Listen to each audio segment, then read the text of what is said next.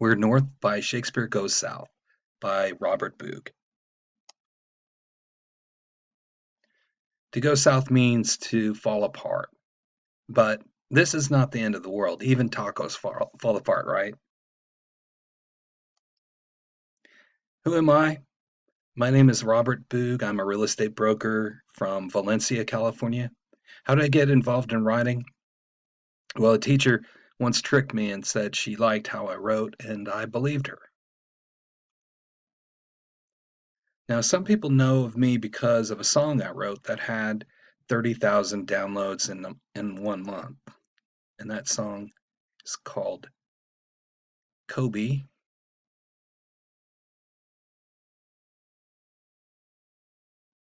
It's a hip hop song, and Kid Dream sings it. Why this video? I was plugging my new book, The Real Life Mystery of Shakespeare's Lost Years, and I got a phone call from someone asking me if I'd heard about Dennis McCarthy.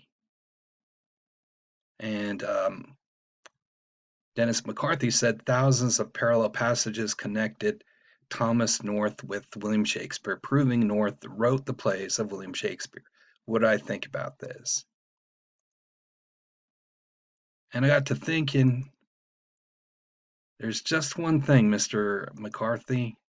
The thousands of borrowings could have all been penned by Edward de Vere and then credited to William Shakespeare.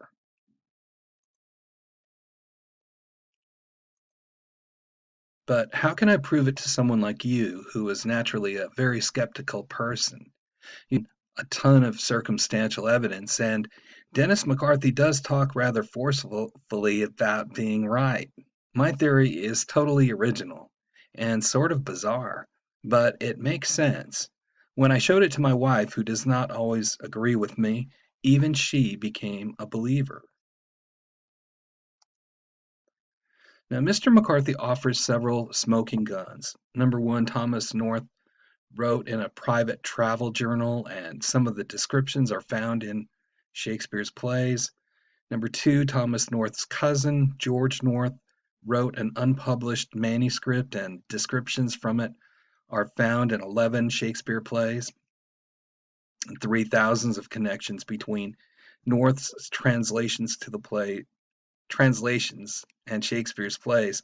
So only Thomas North could have possibly written the plays used by Shakespeare.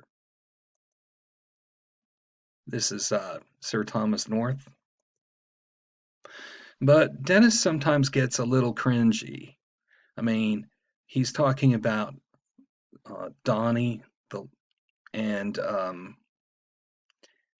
like Columbo would say, see, you're telling me that he was the only one and nobody else. I mean, the Lives of Donnie was written back, you know, a couple centuries ago. So his translation was an English version of an Italian adaptation of a Spanish translation of a Latin version of a Hebrew translation of an Arabic adaptation of the Pavlik version of the Indian original. It is so old, the moral fables of Donnie was believed to have been first written by Buddha. I'm sorry, sir, but those lines were so original that only Thomas North could be the author. Now, have I solved the greatest literary mystery in history? I'm going to show you the smoking gun proof that is indisputable, so you can see it for yourself. When I was young, I thought that money was the most important thing in life. Now that I'm old, I know that it is. Oscar Wilde. What do I hope to get out of this? Number one, I'd like you to know that geniuses are not born, they are made. Number two, there was one central author for Shakespeare, or one editor-in-chief for the history plays. Number three, hopefully when you need to sell your parents' home, you can contact my real estate office first, and your agent will pay me a referral fee.